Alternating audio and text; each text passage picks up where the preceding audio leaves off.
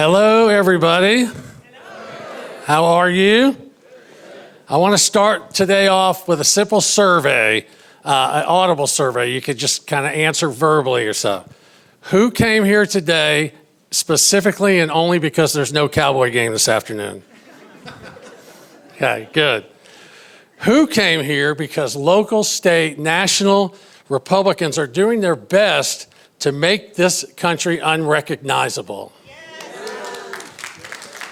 With the mean-spirited, hateful, targeted, unpatriotic policies that serve to only hurt people. Is that a fair representation of what's happening? Yes. So we always say everything starts somewhere. And today, let's call this the official, unofficial kickoff for the election season that comes next year. I can tell you that you've come to the right place, though. Denton Together, for those of you that may not know, Denton Together is a PAC. That's a good thing. It's not always a good thing, and there's some PACs that aren't trying to get people to vote and to raise voter registration turnout, but that's what we do. We focus on municipal elections within Denton County. I want to be clear about that, even though that's not what this event is today. This event is to shine the light on the fact that here we go, we're getting started. But Denton Together specifically has the belief that we would rather have a narrow focus and be really good at that than to try to be all things to all people and not be good at any of those things. And we're pretty good at it. In the last 4 years, we have helped support 18 winning elections in this county. Is that unbelievable? 18 winning. And several of those candidates / incumbents are in this room right now. That is our focus. We believe that local politics has the biggest impact on your lives. Obviously, things you see on CNN and MSNBC have a more notorious impact, but we feel like this local focus is where we want to stay, period. So that's what we do. Denton Together is a coalition. We don't run campaigns. We don't fundraise directly for candidates. What we do is try to be like the center spoke of a wheel, a coalition, to unite the county party and candidates and campaigns and precinct chairs and donors and volunteers, all of those things. We're a small group. We don't have hundreds of people, but I think we have the impact of hundreds of people, and today is a perfect example. This event is being filmed. It will be distributed hopefully sometime in the next, probably tonight or later tomorrow. Be on our webpage and on our Facebook page for anybody to share what you see here today.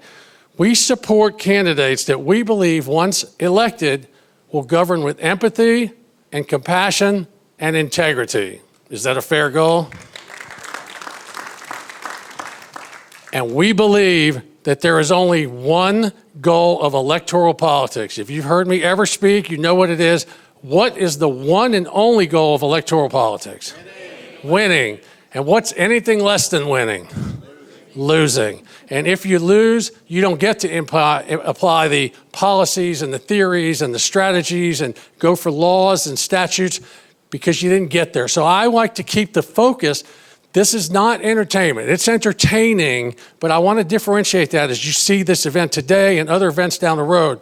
The goal is to support these candidates, to build infrastructure, to win. And that is ultimately the goal. I would like to encourage you to take pictures of these candidates throughout the day. You will see a QR code over here. I will just leave that for now, but it's important for us that you take a bunch of pictures, post it, tag Denton Together and the candidates, et cetera. And I would like to give a huge shout out of thanks to the UNT College Democrats president, AJ Perez, who you just heard from.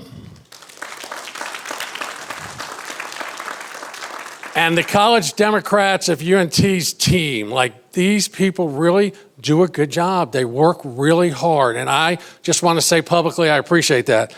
And finally, and only because I need them, I want to thank the tech team up there. Thank you. You guys are doing a great job.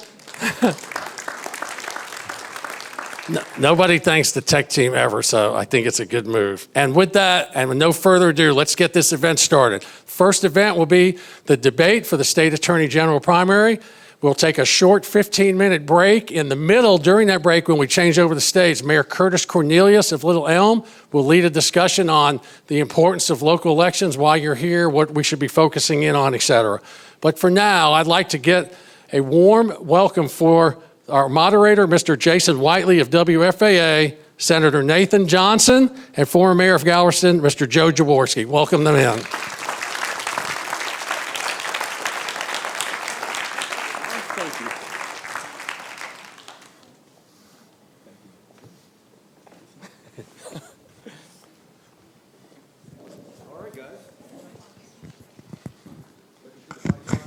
On this microphone? There it is. All right. You gonna check the mics before you're going, or does everyone feel confident with it? Guys, thanks for being here today. I know you took time out of the Sunday to make the trip up from Houston, Galveston, and like me, from the 214, so definitely thanks for making the trip up here, guys. So you know the rules. We've talked about the rules. We're going to start with our first question today to Senator Johnson.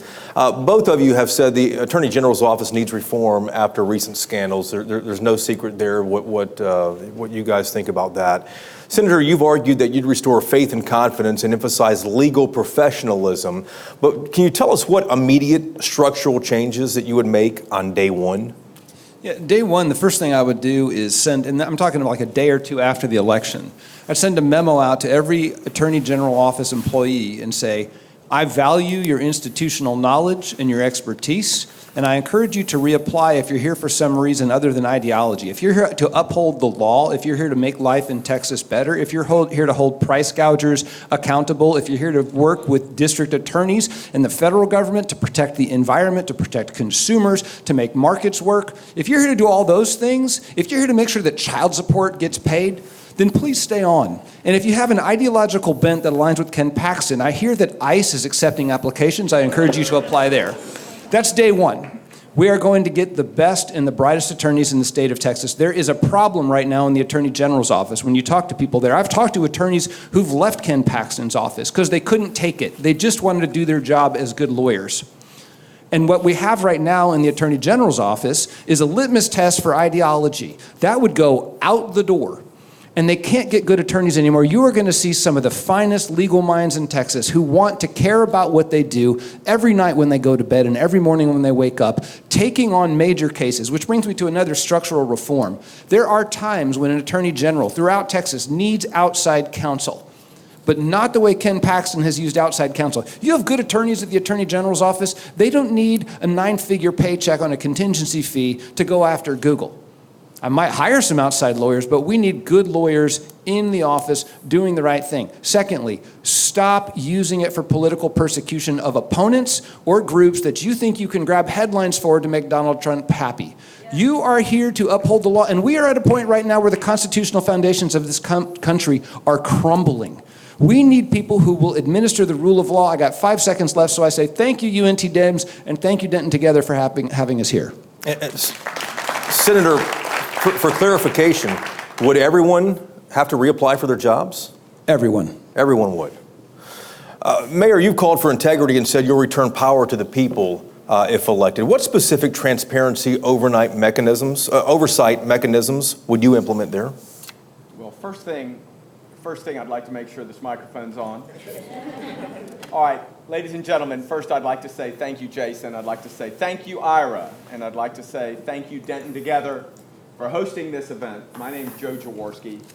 I'm a third-generation Texas lawyer, a former mayor of Galveston, and I'm the grandson of a Texan who prosecuted World War II Nazis. Yeah. He also prosecuted the President of the United States of America, Richard Nixon. Who's in the White House right now, and you combine what my grandfather Leon Jaworski did, Use that one there. What's old is new again. Now, what I mean by that is we are here because we believe justice should not be for sale. And when Ken Paxton, the scoundrel in charge of the Office of Attorney General, leaves, and I take the oath of office in 2027, I will lead with integrity, not indictments. And I will push back against the MAGA agenda. I will go face to face, nose to nose, Jason, with the bullies. Now look, Denton Together, I want to say this. This race, and I'm talking about this primary race against Nathan Johnson, is about the heart and soul of who we are as Texans and who we are as Democrats. By God, we are Texas Democrats. And Jason, if you're asking about transparency, that is a great way to start. My view is the first week we are going to have no less than 5 lawsuits reversed from what Ken Paxton has done. It's unforgivable what he's done to the Dreamers in Texas. We'll reverse the pleadings and support the Texas Dream Act. It's outrageous what he's done to support Donald Trump in his illegal redistricting map. Wherever that lawsuit may be, we will reverse the pleadings. And most importantly, it may be an ideal time to have an open house at the Attorney General so that we can see the damage he's done and begin the reversal immediately. We're going to share mics just for a moment here. The senator reminded me in my haste to get things going here. I did skip over opening statements, so I'm going to back up here and let the senator give his opening statements, and the questions will resume momentarily here. I figure you're in charge, Jason, but I'd love to do an opening statement. Please. Thank you. Opening statement. First of all, I think we need to appreciate what we're looking at here. The Attorney General's office is one of the most consequential offices in all of state government, and as Texas has such a huge role in the nation, it's one of the most consequential offices in the entire country. It has a $1.34 billion budget. It has 4,000 employees and 800 lawyers. It is the state's lawyer, it is the people's lawyer, but it is also an engine of policy at the state level and at the federal level. And it has been abused and debased and wasted. I sat through an impeachment trial. I know it's been abused and debased and wasted, and I will not watch it happen again. It's critically important that we now take that office as Democrats. It would be the first time since 1990 that a Democrat has held this office. It will be the first time in more than 3 decades that any Democrat has broken through. So you need to look when you're making your decision in this primary election. You got 2 questions. Who can beat the Republicans? And who can deliver when they're in office? And if you go through my 8 years in public office, you will see that I have won every time, and that I have flipped a 30-plus year Republican seat, and that I have used more money than anybody else to get other Democrats elected, and that while in office, I've passed 134 bills across 4 sessions. And I've done it while calling the Republicans dogs on a leash for doing Trump's redistricting, while telling the Republicans that they're using border money to get Greg Abbott reelected, while attacking them for their cruel and backwards abortion policies, but having enough of their respect to work with them to pass a law that got 350,000 working low-income people health insurance for the first time, that prevent babies from going deaf, that prevent teenagers from committing suicide, that provide power to nursing homes and water stations. I think it's important that once we get there, we can deliver. And when I get to the Attorney General's office, it won't be talk anymore. It won't be headlines. We will be suing the federal government. Paxton has sued the Biden administration 106 times, 0 times against Trump, not for the $700 million that Trump has taken from our bilingual education programs, the $300 million he's taken from solar power, the force feeding of his policies to universities. All of these, it's the Democratic Attorney General of this country that are slowing Trump down.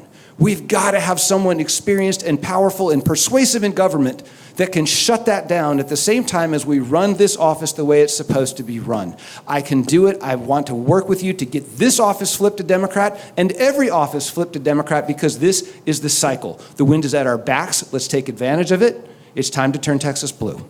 Senator, thank you. Mayor, I asked you a question, but I do want to give you time for opening statements as well, sir. Jason, thank you so much. Well, Denton, together, this is an important opportunity for you to see deep contrast between your 2 Democratic candidates for the nomination. The Attorney General's office will be an open race. That is significant when you combine it with the fact that Donald Trump is about to have a very ugly midterm. And what I'd like to point out is that there is only one fighter on this stage that you can count on. When I was Galveston mayor, I stood 10 toes down against the racists and the for-profit landlords who sought to recall me and undo my mayoralship because I was standing for the rebuilding of public housing after Hurricane Ike. This was something that I think is a signal moment that you should consider, because instead of worrying about whether I was going to be reelected, I was worrying about my constituents and damn the torpedoes. That's what leadership is required right now. Nathan Johnson when he had the opportunity to sit as a juror before Ken Paxton, he voted to acquit Ken Paxton on 2 charges that the House impeached him on. Very clearly, all he had to do was find, yes, this happened, and he could impeach Paxton. Why would you give any comfort to that scoundrel? The second thing I'd like to point out, since we're on a college campus, Jason, is Senate Bill 2972. Mr. Johnson knows about this because he voted for it. He was one of 2 Democrats who joined all Republicans to pass the Campus Security Act, which may as well be called the Suppression of Free Speech Act. This was something that the students at University of Texas, Dallas sued, and I'm so proud of them because this is no time to give comfort to the MAGA agenda that we need to suppress speech. And in fact, 2 weeks ago, Denton together, a Reagan appointee federal judge found Mr. Johnson's law to be unconstitutional. Now, the students can have meetings. Now, the students can gather after 10 p.m. because you got to know, Jason, the First Amendment does not go to bed at 10 p.m. like the law he passed does want it to be. You get 60 seconds to respond to it. Thank you. This is exactly what is the attack I would expect from a Republican. This person is running to be the Attorney General, and he just told you that if I find that the prosecution has failed to meet its burden, I should vote to convict anyway. I voted to convict Ken Paxton 14 times. There is no Democrat that voted to convict Ken Paxton 16 out of 16 times. 1 count sends that guy out of office. We now have someone who wants to be the Attorney General telling me I should set aside my role as a juror and just vote to convict no matter what it was. I voted to convict 14 times. They tried to kick me off the jury because they knew I was rallying people to convict Ken Paxton because he's a crook. As for 2972, that's a really difficult issue. The Freedom Caucus right wing voted the way that Joe Jaworski's telling you I should have voted. Gina Hinojosa, our nominee for governor, and James Tallarico voted the way I did. So if you're looking for a vote that separates true Democrats from true Democrats, try not to pick one that splits progressive Democrats down the middle. It's complex, and I'll spend a happy half hour with you talking about that bill. But I voted to uphold free speech of students and preserve the educational environment, and I stand by my vote. You guys both laid this out, but let me ask you this question. I think you do want to respond, but let me ask you this question. Senator, I'll start with you, and then I'll go to you in a moment, Mayor.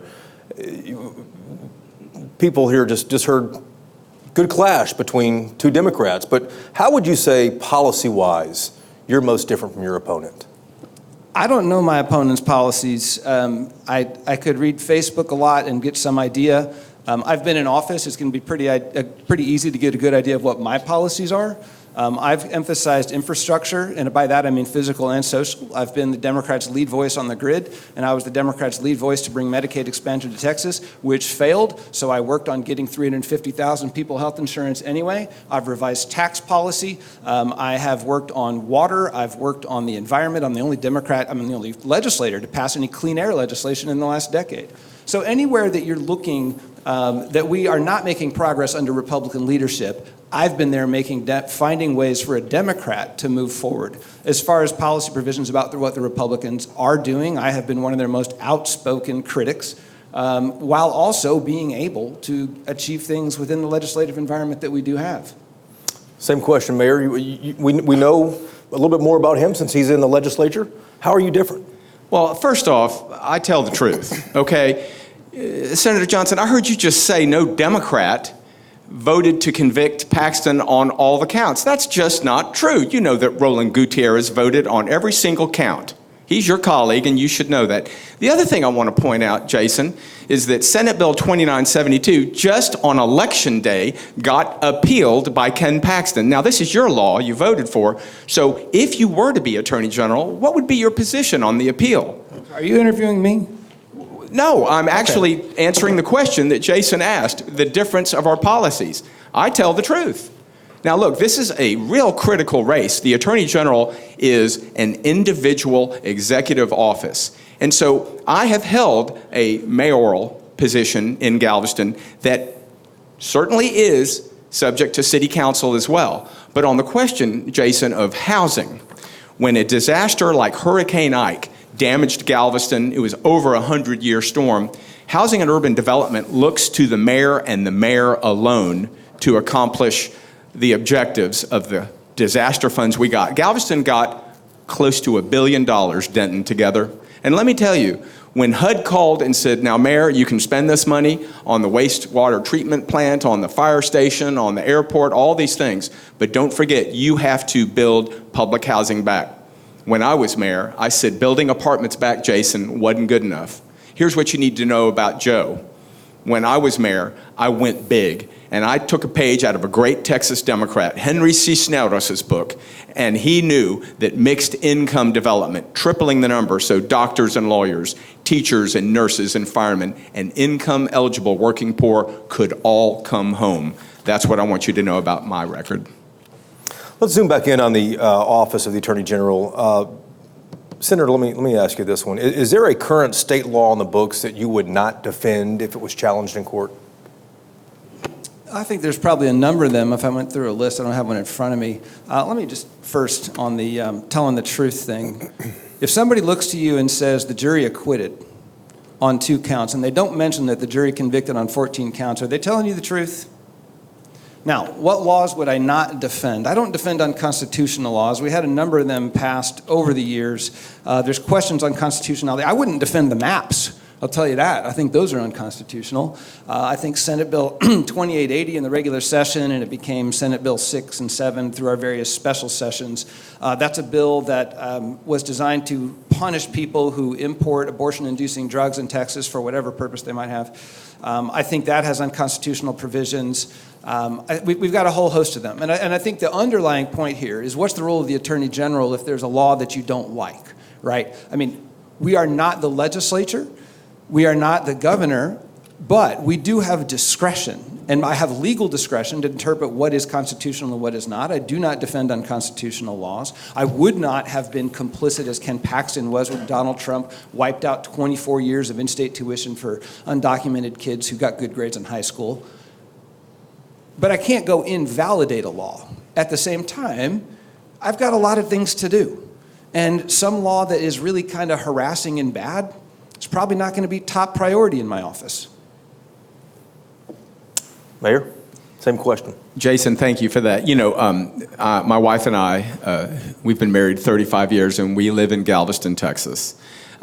Just Friday, Jason, the scoundrel in office, Ken Paxton, sued the Galveston Independent School District, where my wife and I pay taxes on our homestead so that the children can be educated. It's a historic independent school district, been graduating community leaders for a century and a half. And you know, Paxton sued the school district because it hasn't hung the framed 10 Commandments that Attorney General candidate on the Republican side, Mays Middleton, donated to the school district. So first off, whatever the status of the 10 Commandments law, Jason, I understand the Constitution and I understand Supreme Court precedent. So I will take the position that there is, in fact, a separation of church and state.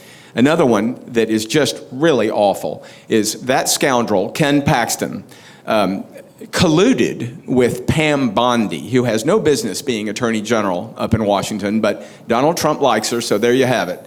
And Pam Bondi filed suit against the Texas DREAM Act, a brilliant piece of bipartisan education policy in Texas that was brought to us by Rick Noriega from the Houston area. It's been the law for 25 years, and even the supermajority Republican legislature that was in the 89th supported the Texas DREAM Act because some fool every 2 years always tries to file a bill to undo it. So the policy continues, and then what happens? In June, Pam Bondi sues in the Northern District of Texas, and Ken Paxton, Jason, doesn't even not answer. He says, "Where do I sign?" And he signs a consent agreement. So the other case that I would immediately reverse is I would take a position supporting our dreamers, supporting in-state tuition to these fine people that wish to become citizens. Mayor, let me stick with you for a moment here, too, and talk about the energy grid and environment and disaster response as well. You said the Attorney General's office should help prevent catastrophes, floods, winter storm outages, even Uvalde-style massacres like we saw a few years ago. What specific legal remedies or enforcement actions would you pursue against utilities, regulators, or contractors after a major failure? Right.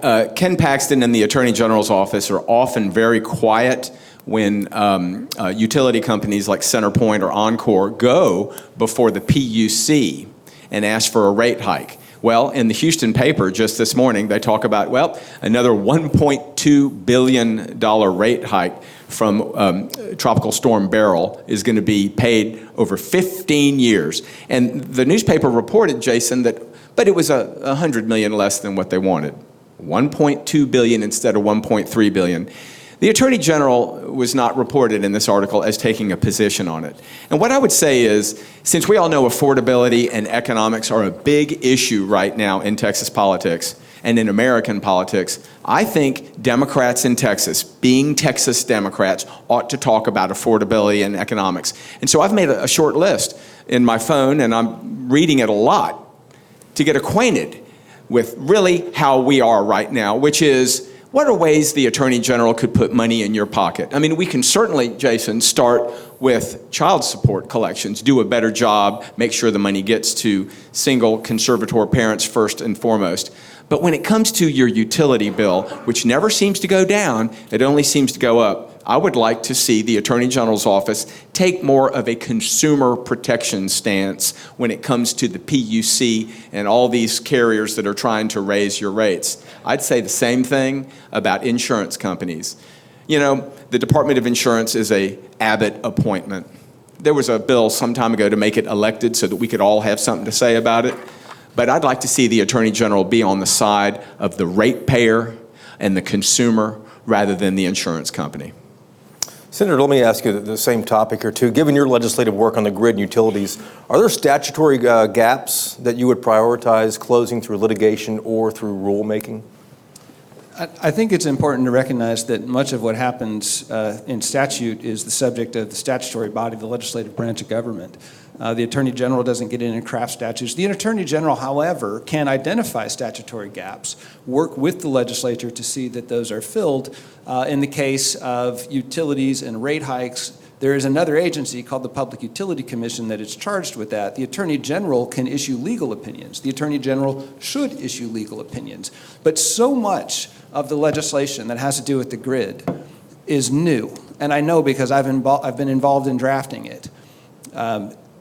It has yet to work its way through the courts, the regulatory agencies, and the Attorney General's office is going to have the task of helping agencies and helping private parties and helping utilities interpret what those statutes mean.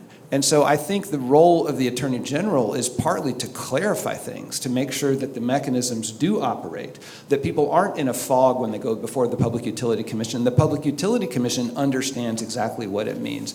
But I don't want to promise something from the Office of Attorney General that it cannot deliver if there is something illegal happening, and I can prove it. I will go after anybody.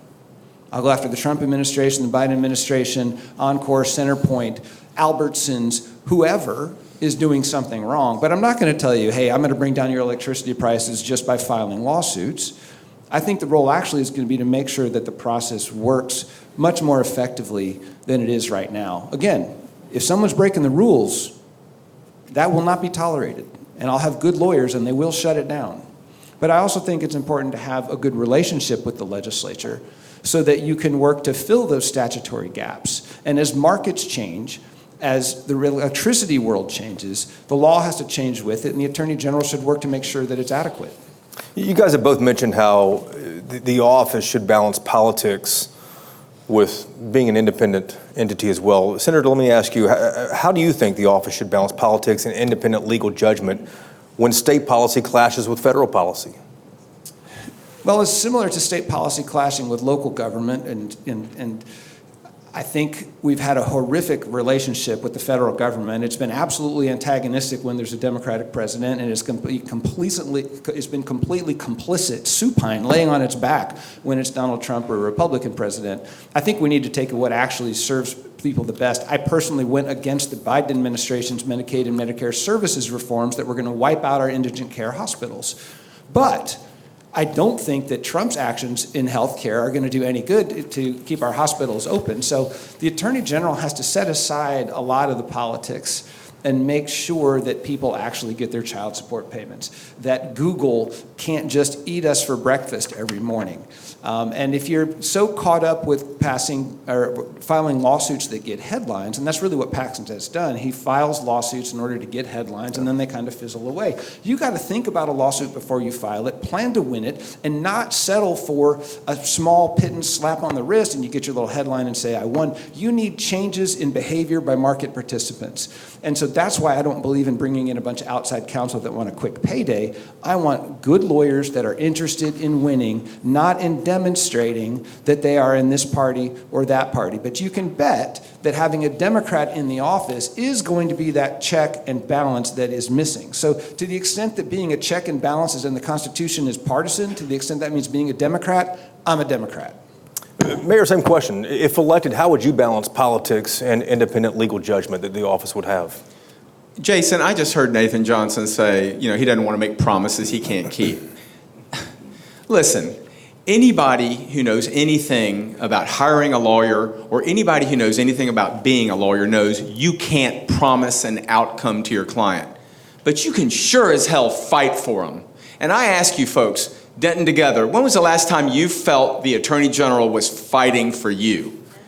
All right, what we want is an Attorney General that is on the side of the people, not on the side of the politics. So you ask a great question, Jason. The question of politics and all that, let it go. Let the legislature, because we've seen the back and forth in Nathan's Senate, and we've seen the House, and the House right now is showing, I think, some real strength when they used their one quorum breaking privilege to bring a national solution to this redistricting nightmare. Gavin Newsom was absolutely welcome to come to Houston and do a victory lap. Very proud of our Texas House. And let me say this, the Attorney General could also have something along those lines if you elect a Democrat. If you elect Joe Jaworski to be your Attorney General, what you're going to see is someone who is a proven fighter in court and in the public circle as mayor. I was beaten, I was threatened, I was humiliated, but never undaunted, okay? And so what happened in Galveston is a great story, and it's one I like to tell because that housing got built, and it is now a beautiful 3-neighborhood mixed income solution where children trick or treat, where families barbecue, where people are safe, and it's a real success story. I'd like to bring that same story, that same conclusion to the Office of Attorney General, where you feel like the child support is collected and delivered on time, and you've got an advocate for the things that matter most, our freedoms. Can you respond at all to any of it? Nah. Next question's for you, Senator. If you could pass one statute to help the Attorney General's office do its job better, is there one you would pass? I don't think it's a matter of statute, Jason. I think it's a matter of willpower and leadership. I think it has most of the tools that it needs to do what it needs to do. In particular, we've got anti-competition and antitrust laws. We've got anti-corruption laws. And as we go through statute by statute and case by case in the process, on the job, we're going to find stuff, and I'll go to the legislature. But really, there's not like a magic bill that would have turned Ken Paxton into a good attorney general. He's a nightmare. We need somebody who actually is going to sit down and figure out how do we use the laws that we have today to get the results that we need to get. So no, I wouldn't. I don't think a bill is the problem. I think it's political will and leadership. Is there a statute, Mayor, that you'd pass to help the AG's office do its job better? Jason, I think that the Attorney General probably is wasting a lot of money right now on frivolous lawsuits like the one I told Denton together here, suing Galveston over the 10 Commandments. There's no statute that I'd like to see other than perhaps hands-off localities. And you might imagine as a mayor, I feel very strongly that if people go to the polls to elect mayors and council members and county commissioners and school district trustees, let them do their job. If they don't, you can obviously at the next election do something about it, the voters can. But there needs to be maybe a statute, Jason, to answer your question, that says something about hands-off localities. Now, trust me, that's not going to pass in the current legislative partisan breakdown, but I believe in 2026, we could see Democrats leading in both chambers and 1 or 2 or 3 state offices. I'd like to see a statute that says, Attorney General, hands off, mind your own business, go to court like you're supposed to, talk to the youth, go to the law schools, do something about the immigration nightmare that Congress simply won't address, but hands off city councils, county commissions, and school districts. You guys have both talked about different issues, and I've asked about them as well too, but Senator, let's start with you. State your top 2 priorities as Attorney General, and can you tell us a specific metric that you'd publish a year in to show progress of that? Specific, I don't know how to measure reversing stupid policy. I think Joe and I would agree that one of the fundamental things new leadership in the Attorney General office has to do is stop using the office for political persecution and backwards headlines.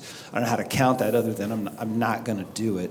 As for affirmative policies, I think that the cost of living, the runaway prices we have, the crap quality of everything, the crap service everywhere is a result of 50 years of neglect of market anti-competitive practices acts and consumer protection.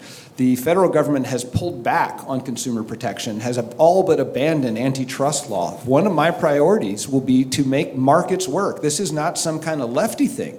We have good laws on the books. Competition works when it's a competitive market. I will be enforcing the marketplace rules to make sure that businesses compete so that we do have choices, so that we do have competitive products, so that we do have low prices.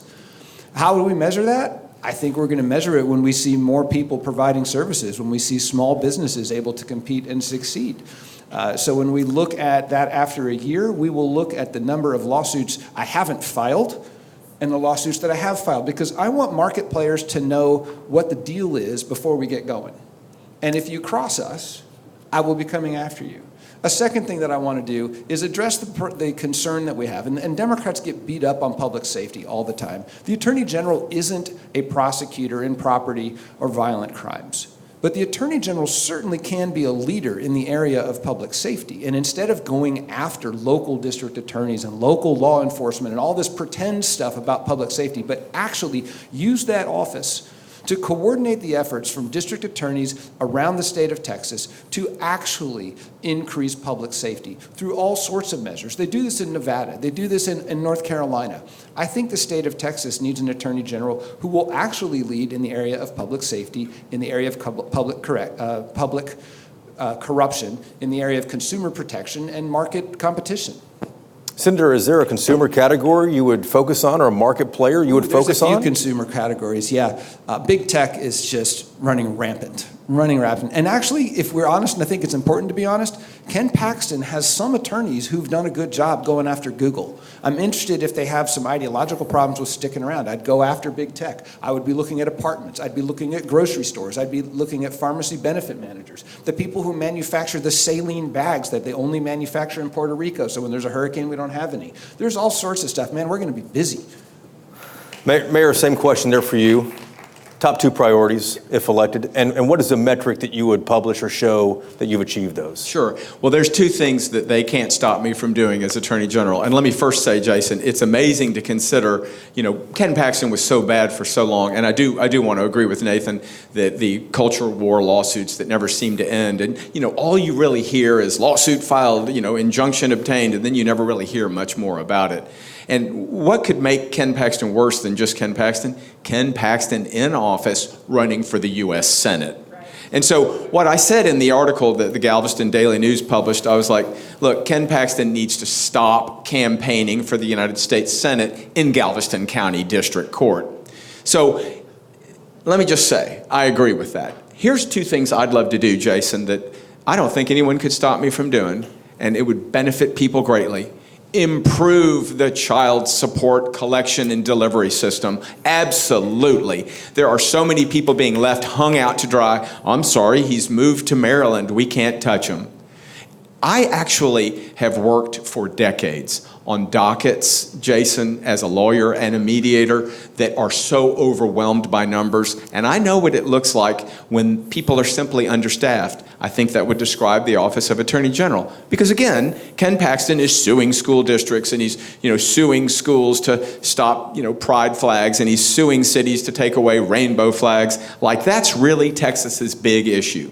So you can count on child collection support and reform when I'm Attorney General. The second thing, it would be my great pleasure to finally, once and for all, enforce a law that came from Dallas, and it's in the Texas Election Code and the Education Code, and it says every high school principal in every school in Texas, public, private, charter, religious, must, it's mandatory, Jason, offer registration to the senior class twice a year. The idea being that you're going to turn 18 either in the fall or the spring. 400,000 students graduate from our public schools every May. Over a 4-year Attorney General term, 1.2 million new voters. I would like to be the one to enforce that. Senator, if you end up getting the nomination, you'll face one of 4 Republicans running for the same office. 2 of your colleagues. There's Joan Huffman from Houston, Mays Middleton from Galveston, Aaron Wrights from Austin, and then Chip Roy also from Austin. Who would you like to run against, and what do you expect the challenges of that campaign to be? Oh, it doesn't really matter. They all just do what they're told. They really do. It's actually quite sad to be in the legislature and watch the Republicans just voting. I mean, some of them actually believe this crap. Others are just don't believe it, but they're all doing what they're told. I don't like what they represent. I think what you're likely to see is Ken Paxton 2.0. They're taking orders from the same think tanks in Washington, D.C. They're doing what Trump says. They're doing what Abbott says. You're just going to see obedience and hysteria. I think some might be easier to beat than others, but frankly, I think in this election cycle, it's really more of a question about the election cycle. I think we can beat any one of them. 2 of my colleagues actually did vote to acquit Ken Paxton, in stark contrast to the 14 times I voted to convict. The other 2, I think Aaron Wrights has said you should use the Attorney General's office to advance the MAGA agenda. That's a quote. I mean, if you're in MAGA, you shouldn't use the Attorney General's office to advance the MAGA agenda. We have a constitutional foundation in this country. MAGA's not part of it. Chip Roy himself endorsed by Ted Cruz. Need we say more? So look, we got 2 people who voted to acquit Paxton, 1 endorsed by him and 1 endorsed by Cruz. They're all going to do what they're told. Let's just beat them. Mayor, same question. Of the 4, who would you like to run against, and what do you expect the challenges of that campaign to be?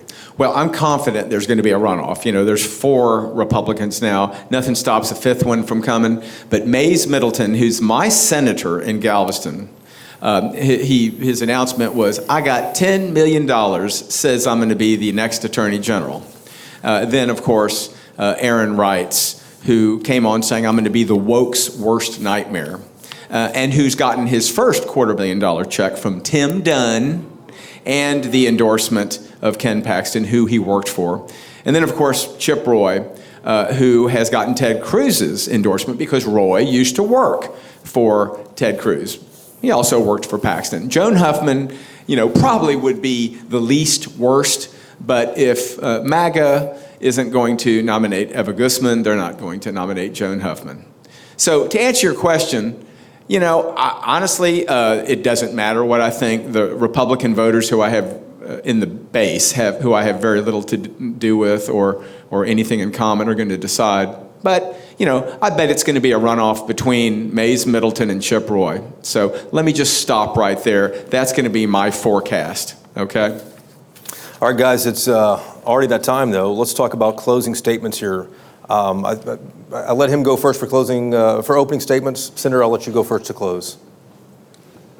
Well, again, thank you all for attending and being interested in this. I think it's obviously a critically important time for our country, and we say every cycle is the most important election of our lifetime, but I think it may be one of the most important moments of our lifetime. I think we're at the close of a historical cycle, and things are breaking down, and they were bound to break down, and some of the things should break down. But the nation has elected at the state and federal level a team of destroyers, and they're really, really good at destroying, and they don't have anything in their yard except a wrecking ball. Who's going to build this place up? And while they're continuing to smash stuff, who's going to hold up the ceiling so it doesn't fall on our heads? And that's attorneys general. And the 23 Democratic attorneys general across this nation are the only ones who have had any success at slowing Trump down, at kicking his National Guard out of Oregon, at kicking the National Guard out of Chicago, at stopping the tariffs, hopefully. It's critically important that we elect a Democrat into the Attorney General's office just to preserve our constitutional foundations and all the other good things that both I and Joe have talked about here. But I want to talk about the whole slate. In a really bad year, we lose by 12. In a really good year, we lose by 3. And I'm tired of losing. And what can make the difference this cycle, and what made the difference in North Texas in 2018, where we killed it, we elected 9 of the 12 new House reps from the Democratic side came from North Texas. 2 of the new state senators on the Democratic side, me and Beverly Powell, came from North Texas. What made it happen was the understanding that we got a bunch of really good candidates. And so people turned out in droves, and independents, instead of breaking Republican, they broke Democrat. Democrats surged, independents came over, disaffected Republicans came over. We've got going to have a great governor candidate. We are going to have a great U.S. Senate candidate. We are going to have a great attorney general candidate, hopefully comptroller and all the rest. That should drive us out, put us over the top. Choose the candidate who can win and perform in office. Thank you for your interest in this critically important race. Mayor? Well, Jason, thank you so much for moderating. Ira, Denton together, Nathan, thank you for this debate. Ladies and gentlemen, thank you all for attending. We know what's on the line. And what's on the line is nothing short of the future of our state and our country. What's on the line is, who is Texas for? And who do our elected leaders work for? What's at stake is, who among us gets to live a good life? And by that I mean, who gets to have a good job and a good wage paid for your labor so that you can afford a good home and go sleep at night and wake up refreshed so you can take your children to a good school, confident that they will survive the day's classes? And who among us gets to speak freely? Who among us gets to vote? And who gets to have their vote counted? Denton together, I am telling you, it's all on the line. Our communities, our families, our values, our freedoms. And we know how we got here, right? The governor, the lieutenant governor, and above all, the attorney general, they sold us out to Donald Trump and his helpers. And that includes the majority Republican legislators who enable them. Now, I hope you have seen a contrast this evening about what it's going to take to get a fighter in the Attorney General's office who will not look away from conflict. My entire 35-year legal career and my time as a public servant, which lasted 8 years in Galveston, all show that I am your fighter. And above all, remember this: I will never lie to you. I can't be bought, and I have your back. Thank you. Mayor, Senator, thank you so much for being here today. We appreciate it. Jason, thank you. Yeah, absolutely. Nathan, thank you very much. Thank you, sir. I'm going to hand it over here to Ira.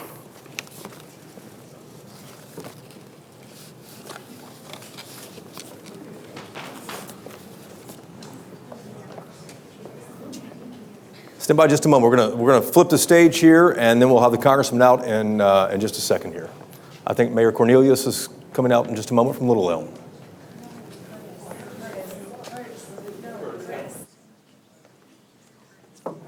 Hey, everybody, what'd you think so far? Interesting? It's better than watching it on TV. So here's what we're going to do. Over the next 10 minutes, we're going to switch out the stage for Jason's conversation with Congressman Colin Allred. In the meantime, I'm going to invite a good friend of mine and the mayor of Little Elm to come out, and he's going to just talk with you guys about the importance of local elections, why it is important, maybe why you came here. He will take some questions from the audience, so be thinking about what you might want to ask him. But for now, give a big UNT and Denton County welcome to the mayor of Little Elm, Texas, Mr. Curtis Cornelius.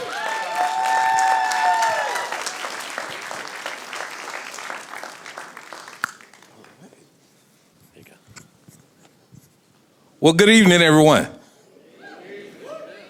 No. Good evening, everyone. Okay, I mean, we're here, so we may as well have fun, right? Right? All right, it only makes sense. So, as Ira said, I am the mayor, proud mayor of Little Elm, Texas, Curtis J. Cornelius, the first, the best, and I thank myself for stepping up sometimes. Because sometimes you got to thank yourself because won't nobody else thank you. So just tell yourself thank you and pat yourselves on the back. Everybody feeling good today? Y'all heard good words? Heard from all the candidates? Got your selections made up? Really doesn't matter as long as you pick somebody from this stage, right? That way we can't get in trouble, right? Or we can't stay in trouble. Somebody on this stage will get us out of trouble, right? So I'm here, they asked me to do karaoke, sing or dance until whatever's going on behind the curtains is complete, and then somebody will come out and ring a bell and say, your time is done, Mr. Mayor. Perfectly fine with that. But I think what I'll do is, because this is about getting the votes out and seeing what we can do to excite one another, seeing what we can do to support one another, seeing what we can do to help one another. So I will take a few questions, and if I can't answer the questions, I'll find somebody in the audience that I know can, okay? All right, so we all understand what Denton Together does, correct? We all understand what Denton Together does, correct? Okay, that was the first question. It was an easy one, easy. So we're here to support the candidates, hear from the candidates. And from what I've done over the last umpteen years, I started off, I moved to Little Elm in 2002. Immediately got involved, 2004. I immediately got involved just volunteering. And I'm giving you a pathway for those of you that's thinking about running, just to let you know how I did it. So 2004, first thing I did, got to Little Elm, Texas, started coaching youth sports. Along with youth sports, got involved in the churches. Along with getting involved in the churches, start volunteering. That's when you start seeing actually what's going on in whatever town, city, or municipality you're in. I'm the type of person, if I see something I think I can help with, I don't just sit back and talk about it, I try to get involved. So this is why we're here, to get involved. So whether that be stepping up to be on a commission board, whether it be volunteer, just so the people that work, all the staff in the municipality knows exactly who you are, because that's what you want. You want people to know who you are, so when you do file to run, you're just not a random person that nobody knows. So the only way around that is you got to get involved. Once I got involved, tell you a short story how I became a town council member. So my wife, her family, mom and dad, 30 plus years in local government. Dad, city councilman in Arkansas, 37 years. Mom was justice of the peace. That was my wife's side of the family. Had nothing to do with Curtis. I'd never thought about politics at all. And that's just me being honest. So the way Little Elm used to do it, all openings used to come in the water bill. So that's how you knew everything that was going on. So that was our social media back in the day. You had to read your water bill to see what was open. Came in, my wife said, hey, there's a town council seat available. I was like, yes, go for it. I said, this is in your DNA. I support you all the way. Let's go. She said, I said, what do you mean, She said, I want you to do it. I said, I have no idea anything about politics. I had no idea. I didn't want to be involved in politics. I'd seen enough on TV that just wasn't for me, I thought. So let's see, that was in 07, 08, and this is 2025. So that goes to show I listen to my wife. She never directs me wrong. and she always supports me through it all. So, being in my second term as mayor in the wonderful city of Little Lamb, some say city, some say town, guess what? It's all about branding. It has nothing to do with population. It's all about branding. You want to say you're a city, you're a city. You want to say you're a town, you're a town. Who cares? I get that question more than I get, when do you become a city? At 50,000, guess what? We surpassed 50,000 a long time ago. Give you scale. In 2000, we were 3,200 people, and that was in year 2000. And we are 69,000 people today. So if you think you're living in one of these little secluded areas in Denton County and there's nothing coming, stay tuned. Because I felt the same way. I was like, oh, I can be a council member. There's only a few thousand people I got to know and shake hands. Yeah, I had hair too. I had hair. But one thing we did is once we hit the ground, we figured out what was going on, and now it was time to mobilize.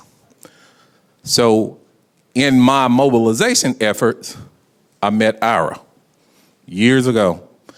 Ira came in, I probably was one of me and Brandon was probably the first two people he met. He said, man, I want to do this thing called Denton Together. I was like, hey, it says together, I'm with it. Let's figure out what's going on. Sat down, we put the puzzle pieces together. We figured out how to mobilize people. And it was all about making people feel they were a part of something positive. I get to this day so much negative flack on being a part of Denton Together. Because everybody think Denton Together is this pack that's about 10,000, I think the last time I heard somebody said it's 10,000 people just throwing money at you and telling you what to do. Guess what? Denton Together has never asked me to do nothing that I wouldn't do on my own. The only thing Ira charged me with is being a good person. And that is the simplest thing anybody can ever ask you to do. And I already knew how to be a good person, so it didn't matter to me. But we figured out a way to increase voter turnout.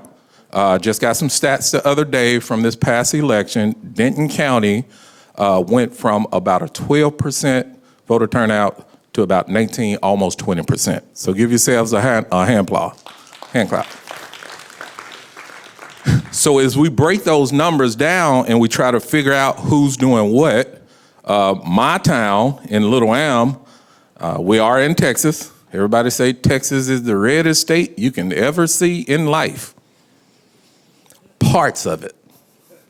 There are parts that we have moved the needle, and it's moving the needle the right way. That's educating people. That's asking people, what do you see? What do you want to see in local politics, in state politics, everywhere? What do you want to see? And people always say, we just want somebody that won't lie to us, somebody that'll show up, and somebody that'll educate us on what's going on and not try to just muddy the waters so nobody votes. That's a lot of what we're dealing with now. You turn the TV on, and depending on what channel you watch, you have no clue what's going on. You can listen to this channel and then turn it to this channel, and you just make no sense of it. And it's time out for that. I believe in supporting Denton Together because I have all of the people in Denton Together on speed dial. All 10,000 of them that helped me get in office. And the truth be told, it's probably about 5 of them. And it's 5 solid people that believe in pouring into a candidate, educating that candidate, and showing that candidate how it can be done the right way. And it's all about, let's just do this right. I sleep very well at night because I hadn't lied to someone, because that's something extra I have to try to remember. And the older I get, I figure out it's just not there. We figure out how to show people how things can be done. And they can be easily done the right way if you have a support system. So Denton Together came in at a very, very, very critical time. I was in a runoff. I ended up being in a runoff over 6 votes.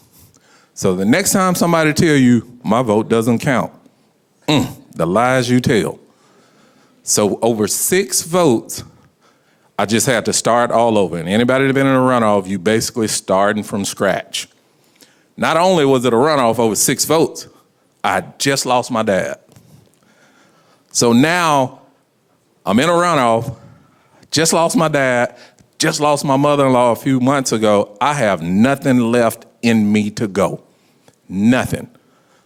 But I knew I needed to stay the course. And I did just that, but now I had exalted everything. That's when Then Together came in, Jordan came in, and we just put together a massive runoff election that we showed up and we showed out. That goes to show you, when you support a candidate, a good candidate, we don't only need you, but you need them. It's like a match made in heaven, and it works so well when everybody is shooting at the same target. Oh, they said I got one more dance. So I want to take a few questions from the audience. What questions do you have about my path, about my experience with Denton Together, my experience with anything? Shoot it out. Let's hear it. Yes, sir. So, we could ask, and this would have been a great question for the other candidates, but we can ask, what's your position on public safety? What's your position on infrastructure? What's your position on business development? What I want to ask all of our candidates are, what values that are important to you help you do your job and weigh in on every decision that you make?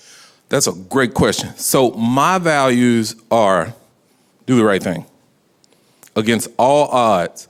And when you sit in these seats, it's easy to feel like your idea is the best idea. But you have staff, you have directors, you have chiefs, you have an entire department that you have to trust to bring you the information that you need to make the best decision. I know myself, I'll always make the right decision. And that's a value I hold close to my heart that I don't believe elected officials really pour enough into these days. Like I say, I want to be able to go to sleep at night. And if I know I hadn't done the right thing, I'll toss and I'll turn. So to avoid all that, my value is just do the right thing.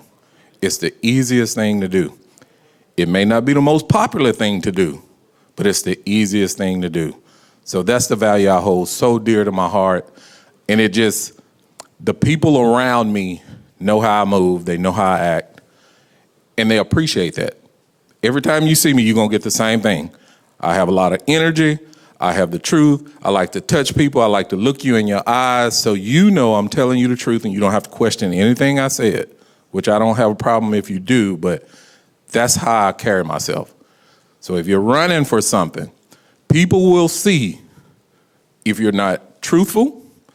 They'll see if you're just telling them what they want to hear, and they will not vote for you. They'll smile in your face and go right in there and hit the next ticket if they don't feel like you have a value that will carry you over. Thank you. Another question? How do you battle nonpartisan, like nonpartisan citizens? Whew. That's that. When I tell you that's a battle that most of us deal with a lot.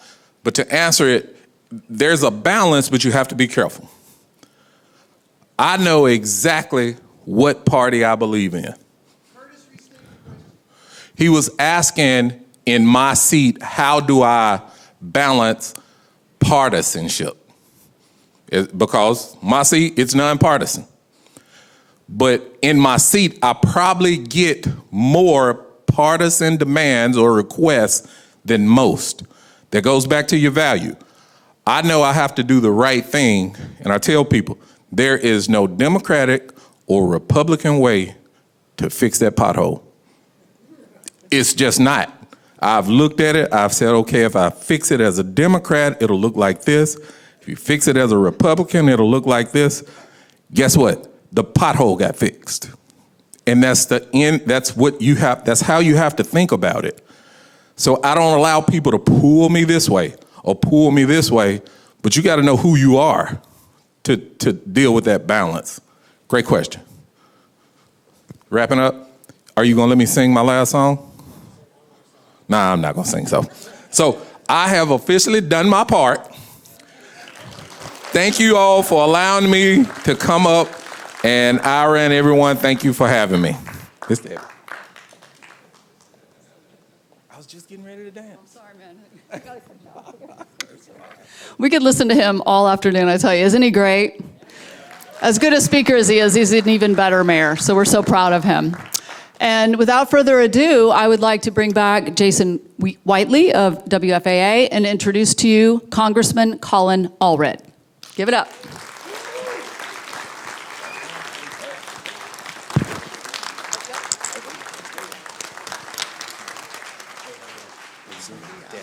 Colin asked.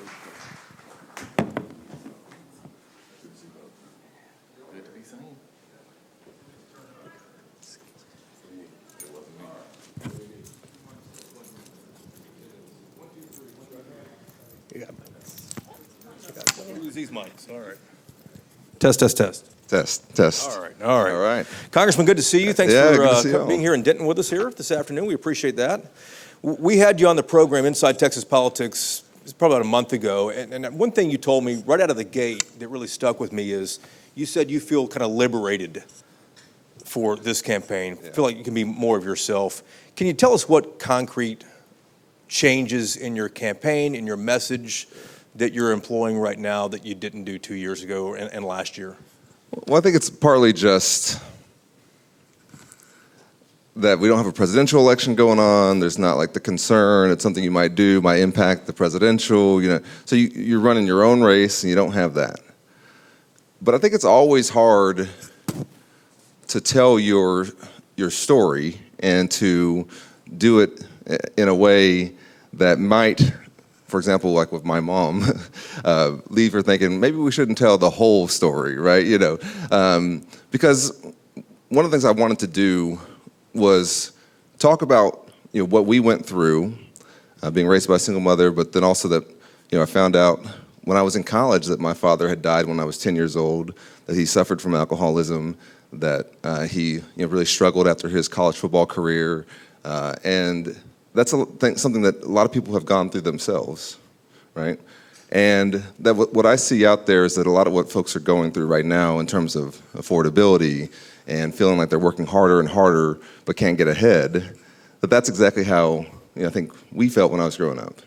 And so I wanted to lean more into that and talk more about that and also go directly to working people instead of asking them to come to me. Because my mom could not have gone to a political rally in the evening. She didn't have 2 hours to do that. She was teaching during the day in DISD. She would do tutoring, and then she'd have to watch me. And so I'm constantly thinking about folks like my mom and how can we go to them. And so that's why I've been picking up shifts and working in restaurants, on construction sites, at Kroger in Houston. And while I'm there, I'm talking to the folks about what's going on in their lives. I'm talking to the people who are coming in and having these authentic conversations that to me are the best ones that I've had in my experience running for office. And I'll tell you just one story. I was at a Kroger in Houston, and if you ever go to Kroger and you buy one of those cakes, somebody's making that cake every day, right? And they're in the bakery there, and there was an older black woman, and she's an expert at making like the little flowers that go on the cake.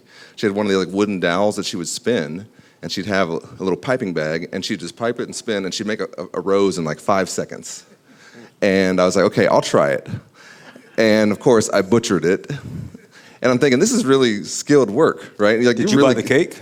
Did you buy the cake? I didn't buy the cake because I'm trying to keep my weight down. But and I was asking her, I was like, what's your day like? What did you do before this? What are you gonna do after this? And she's like, well, I have my grandson in the morning. I take him to school. Then I come here and I work until about 3 o'clock. Then I'm gonna go pick him up. And I'm gonna watch him until his mother gets off work. and then we're going to, rinse and repeat. And she was, around retirement age, and I was like, so have you thought about, when you're going to retire? And she's like, oh, no, I don't think that's something we can do right now. And she's saying, well, we just got to get him through this part of his life, and then maybe I can think about that, right? And she's coming in, she's working 6 days a week. She's at a point in her life where I'm sure she'd like to be able to retire, but she can't. She's doing something that's really valuable. And I wanted to go talk to her about what's going on in her life and say, okay, how can we help you, your daughter, and your grandson have a better chance to get ahead? Because I know what they're going through, and I know what policies we need to do to try and address it. So that's what I'm trying to do in this campaign. Well, we all watched your campaign against Ted Cruz last year. Democratic voters across the state know you. Why should they consider you again? Well, I think we've built a relationship with working people that I'm really proud of. And whenever I go, I have these interactions. People ask me about my kids and about my wife. Like, they know my story, and they know, I think, why I'm running. And when you outperform in an election, by nearly 6 points, and you do it by the most votes of any Senate race in the country, you say, okay, well, we can build on that, and maybe in a better year, doing some things differently. But I did not want to just run things back.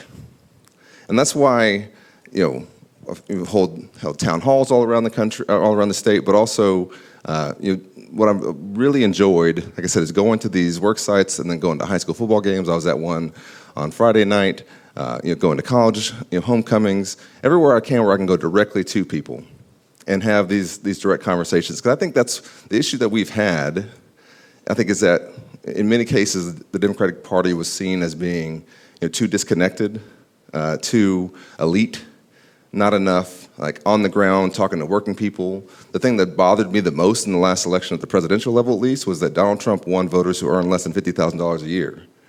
That's a problem, right? And that's also the same group that I come from, right? And so I wanted to make sure that we address that, and that to win this election, we have to build a broad and diverse coalition, but it also has to include and be responsive to what working people are going through right now. And that's what I've been talking about nonstop, about affordability, how we can lower your healthcare costs, your housing costs, your childcare costs. And it's personal. So like I talk about how when it comes to housing, one of my planks is helping with down payment assistance for folks who want to buy a home. I talk about that because that's exactly what my mom and I went through. She could afford a mortgage. She rented a house for 20 years in Dallas so she could send me to a good school. She could afford a mortgage. She could never put away enough money for a down payment. It wasn't until I was in the NFL that I could help her buy that house that she rented for 20 years, and she's still living in it at Hillcrest and Beltline. But I helped her buy it when I was in the NFL because I could help her with the down payment. So that's why one of my policy planks is we need to help with down payment assistance for first-time home buyers, right? It's personal. I'm not reading about it. I'm remembering it, right? And so I feel like that allows me to speak to some of these issues that folks are going through right now with an authenticity, but then also to have a response to it, like an actual policy that will help you, not just in saying, I hear you, but this is what we're going to do to fix it. And because I've been in Congress, I know how to do these things. As you know, Jason, I was the most bipartisan Texan in Congress. It wasn't because I just agreed with my Republican colleagues on everything. It's because I was trying to get things done. And to actually deliver on these things, you have to have that experience, that ability to do it. Well, you have a primary challenger, and just so you guys know, State Rep Tallarico was invited here today. He couldn't make it work, so Congressman Allred is going to get the entire time today for that conversation. But let's talk about policy for a moment here, Congressman. What should voters know about the difference between you and James Tallarico when it comes to policy? What does he stand for you disagree with, and vice versa? Well, listen, I'm not following enough to say, okay, these are the policy things. I know what I'm running on, right? And I know what I have worked on. And I also know that I've worked on it in Congress, and I know what's rigged in this system that has to be unrigged. And I feel really strongly that the Congress itself is broken. That there's all the good ideas we might have cannot become law or be responsive to the moment unless we fix the broken Congress. And it has led to an out-of-control presidency and administration because they've ceded all of their power to the administration. That's not just because it's a Republican Congress, it's because the Congress itself doesn't function anymore. And so I know what we have to do to address that so we can unrig that, so we can unrig the entire system. And to me, there's a few simple things. I mean, gerrymandering, I was a voting rights lawyer, as you know, Jason, before I ran for Congress. Gerrymandering has a lot of problems. It's suppressive of the vote, it divides communities up. But the biggest issue that I saw with it in Congress is that it's broken the House of Representatives. It's broken it. And when you have districts like these that they've put together, the district that I represented doesn't exist anymore under this current map. It goes all the way out from North Dallas all the way out to Upshur County. I had to write a book report, or a report on Upshur County in 7th grade, because we have Texas history in 7th grade. I had to do it so I love Upshur County, but trust me, they have different needs than Dallas County does. They need to have a different member of Congress, right?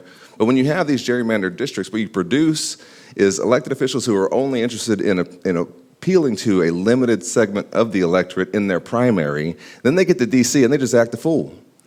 And they're not there to get anything done. Why should they? That's not the incentive structure they have set up. And so that's why you go 3 weeks without a speaker like it did in the last Congress. They've been in session for 10 days out of the last 100. They're not even working. They're not even working, right? They won't even swear in this woman who got elected in Arizona. Obviously, they're afraid of stuff like the Epstein's files, but that's not it. That's not the only thing, right? But when you look at the Senate, we can't pass any legislation. We passed all kinds of good bills out of the House that we couldn't get through the Senate, even though we had a majority in the Senate that wanted to vote for it. The filibuster is broken. The way it's been applied is ahistorical. For most of our history, the filibuster was only used very sparingly, and when it was used, you had to get up and talk.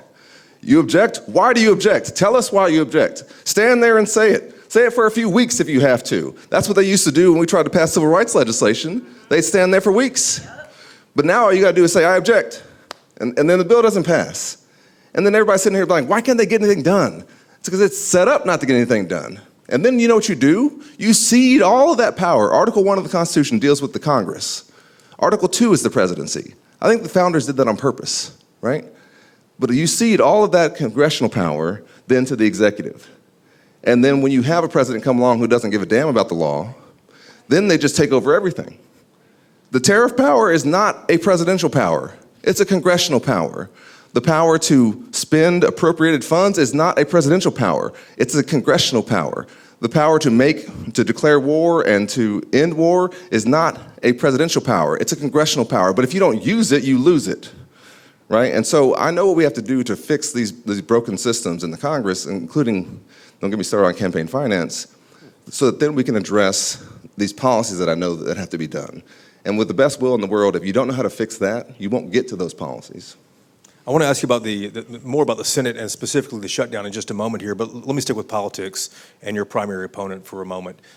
Folks here in the room may have seen online the poll that he released recently that says for the first time that he has surpassed you. What do you make of that poll? It's his own internal polls from Impact Research. Are you concerned about vulnerabilities at all at this stage in the campaign? You know, I don't really follow that kind of stuff because I've seen you can manipulate polls. Also, polls have been so wrong in so many elections recently. What I really am most interested in is the general election.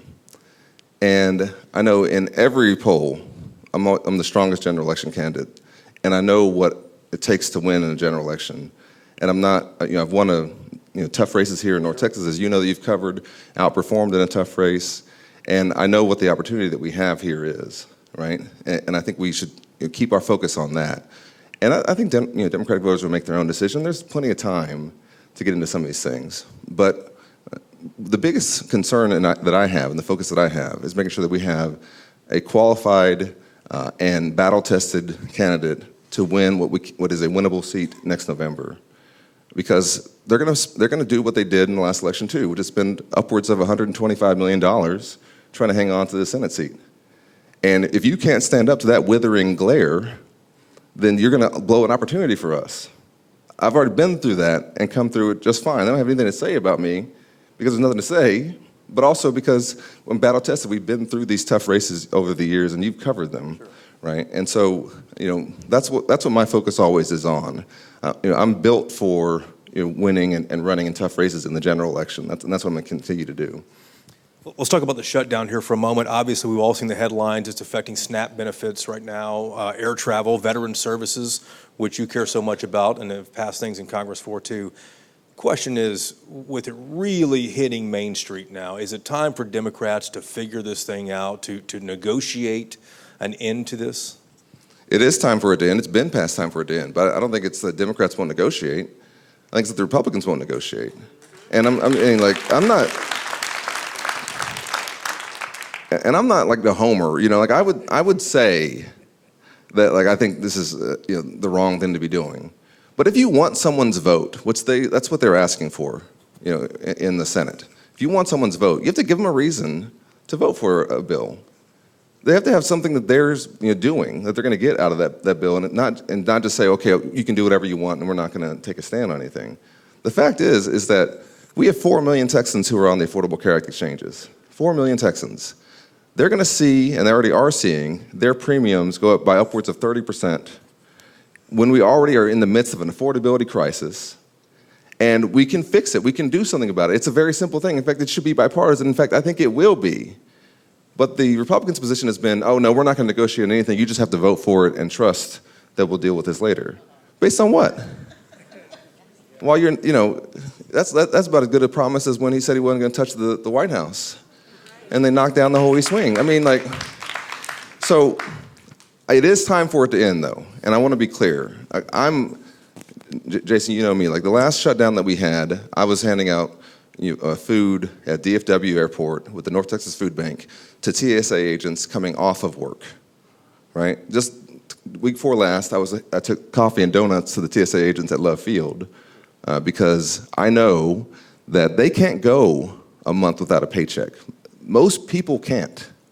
Most working people cannot go a month without a paycheck. My mom and I could not. Because if you miss that one bill, then you start getting fees and charges, and it starts doubling down, and all of a sudden you're in a hole. And it might take you years to get out, even if you get your back pay. Now interest is kicking in, and penalties are kicking in. It's a problem, and it's impacting working people.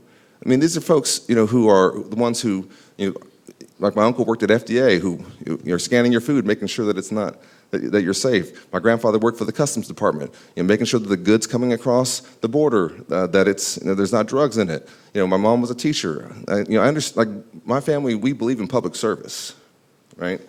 And I don't think that it's right to treat public servants this way. And so I was sworn in 2019 during what at that time was the longest shutdown in government history.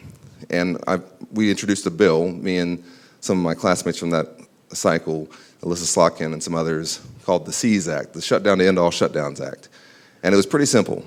It was like, if during a shutdown, members of Congress shouldn't get paid, and I used to always pause my pay whenever we had shutdowns, but they shouldn't get paid, but also the administration officials shouldn't get paid. They shouldn't be able to go on luxury travel during a shutdown. They certainly shouldn't be buying new jets like they're doing, or trying to build a ballroom during a shutdown. So if you're going to have a shutdown, let's have the pain at least equal across the board, because the only people not getting paid is the working people, right? So, I hate this stuff, though. I mean, I find it, because if you believe that we have real work to be doing, and I worked in the Obama administration, the Department of Housing and Urban Development, if I was there now, I would be furloughed. But I was doing real work, keeping roofs over people's heads, making sure people weren't being discriminated against when they were pursuing housing. There's real work to be done. Like, it's not that, y'all know this. Like, we have things to do. So we got to get to it. Well, let me ask you that. If you were in the Senate right now, what would you be doing? I would Because start with a small group, and I always thought this was the best way to do it. We would start with small groups. We'd get 2 and 2 or 3 and 3 from each party, and we'd say, okay, what do you need, right? And then we start hashing it out. And then we try to take it to our leadership and say, hey, listen, I was talking with the Republicans, and I think that if we can do these things, that we can get this thing done, right? And of course, they don't always listen, but that to me is the right approach, is to start with a small group where you have some trust in each other. And this is part of why gerrymandering's so bad, because you get rid of many of the members who want to do this. But you have some trust in each other where you can have an honest conversation without the cameras on, without like the pressure, and to say, okay, we all know that we need to get this moving. What do we need? And so that's what I would be doing right now. I'd be trying to be part of a gang of 6 or a gang of 8 to see what we can do to hammer this out. And you did that in your time in the House, and we've talked a lot about that on our program. You're well known for that, your bipartisanship there. Let me ask you something I haven't asked you before. You've kind of mentioned the work you've done when you were in Congress that you're proud of, the veteran work, the Garland VA. Which votes do you most regret in D.C.? I mean, I think I have to go through it because there's so many, but what I always regretted was when I felt like if I was just doing something, which I didn't do very often, because this is what the party was doing. That doesn't make me feel like I'm doing my job. I always, on every piece of legislation, and my staff would know this, they would know when you bring the recommendation to me, do not list, just what the party thinks. List what it's going to do for my district. Like, that's what I want to know. We will talk about the partisan stuff after I know what the bill does, right? And then we can get to, okay, well, what's the dynamics, But I never wanted to be a part of the problem. And I think there were times, where some things gathered momentum and you have things happen that I didn't think should have happened. And, I look back on it and I think, what I want to try and do in office always is to be able to defend whatever I did to the folks who elected me and to give you a detailed answer on why I voted on this piece of legislation. And I don't think it's a good enough answer to say, well, the whole party was doing it. To me, that's not a good enough answer. And I think that there's some legislation that I worked on that we passed that we couldn't get through the Senate that I particularly think we should have broken into smaller pieces so that we could pass it and just get that through, even if we couldn't get the whole package. And I regret not fighting harder for some of those, particularly on voting rights. So we had the John Lewis Voting Rights Act and the For the People Act, and we passed it out of the House, and it went to the Senate. It had 50 votes in the Senate, but we could not get past the filibuster. And it had a whole bunch of good stuff. It set national standards for early voting, for vote by mail. It was restoring the Voting Rights Act. It had things about polling places and locations, and it had a lot of good things in there. It had some campaign finance components as well. But what I think what we should have done is broken out a few of those things that are so common sense that everybody can get on board with it, and pass that and send that over. But the leadership often wanted to have the whole package, and I would rather. I don't want to have the perfect be the enemy of the good. And I look back on that and I think, no, what we need to be doing is take whatever we can get and then keep fighting and then keep fighting and then come back and do it again, right? And if we had been able to, I would ban gerrymandering as well, that bill. If we'd been able to pass some of those smaller components, we wouldn't have some of the issues that we're seeing now with the restrictions they're putting on the right to vote. And so I feel really strongly that we have to have productive Congresses. They have to pass significant and vital legislation, and that if we can't get the whole loaf, let's get a slice of bread, right? And that's the approach that I want to take now as well. I think a lot of people would agree with that, Republican, Democrat, and everywhere else. We're actually out of time here, but I do want to give you a moment since you were able to join us today to tell the voters here what you believe in, why they should elect you in the March primary. Yeah, well, thank you all so much for being here. I know you got a lot of things you can do with your precious free time. And I've been telling folks this because my sons are kind of funny. Like I have 2 boys, they're 4 and 6, and they collect rocks and they bring them to me. And I have hundreds of rocks now. And they ask me to carry a rock with me everywhere I go for each one of them, right? So I have 2 rocks in my pocket right now. I don't know if y'all do any silly stuff like this with your kids. I can only reach one of them right now, but so I carry. This is just one of the 2 rocks, and I told them I carry these 2 rocks because every time I put my hand in my pocket, I want to think about you. Like even when I'm all around the state, even when I haven't seen you in a few days, I want you to know that Daddy's thinking about you, right? And that you're always with me, and you're also my motivation for why I'm doing this. Because when you're a father, you can't just leave the country like it is to your children. Like, we can't leave it to them like this. It's our responsibility to fix this.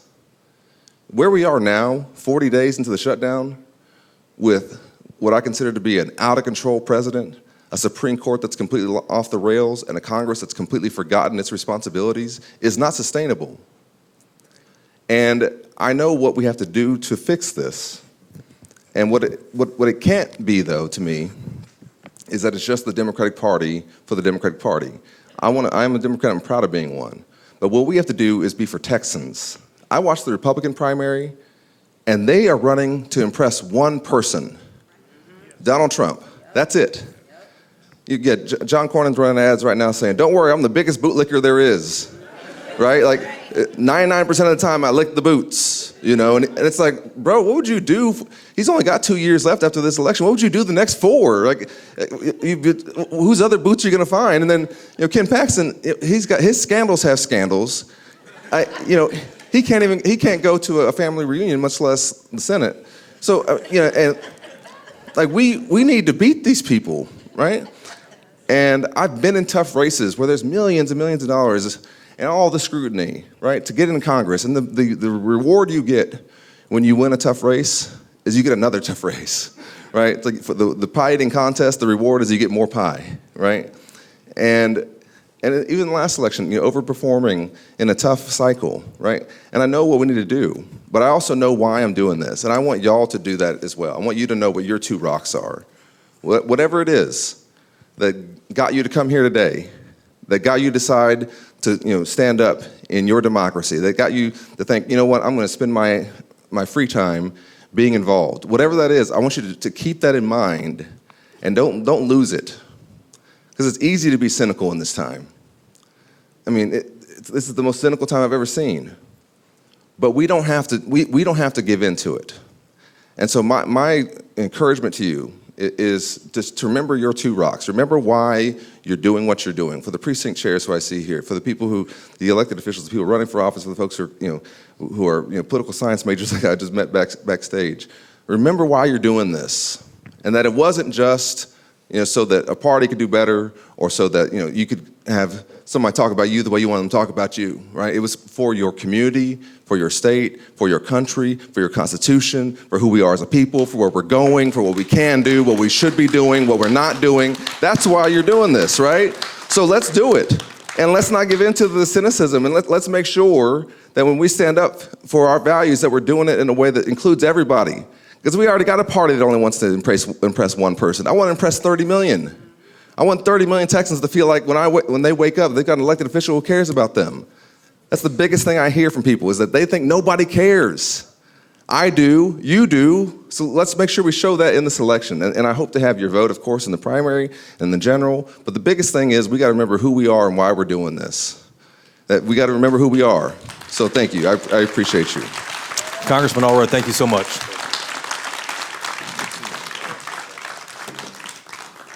There's Ira. Everybody, thank you so much. How about a round of applause again for Congressman Colin Allred? And a big thank you to Jason Whiteley for helping us out today. I will leave you with just a couple of thoughts. Tomorrow in this room, his name's been invoked 20 times today. Ken Paxton is having a Turning Point USA event in this room. So what I would say to you is, you picked the right day to come. And thank you for that. Thank you to the electeds, to the candidates. Thank you. Huge shout out to my partner at Getting Together, Debbie O'Reilly, for helping me organize this. A big shout out to AJ Perez and the College Democrats of UNT. And finally, to the Attorney General candidates, Senator Nathan Johnson and Mayor Joe Jaworski. Finally, thank you. I always say this, thank you. I know you guys are engaged. We know you're engaged, but stay engaged and get more people to be engaged. You can donate, you can block walk, you can text. Minimally, you got to vote, but we need a lot of people. If we're going to start winning these races, which is the only goal, then let's start winning these races. Have a great afternoon. Thank you.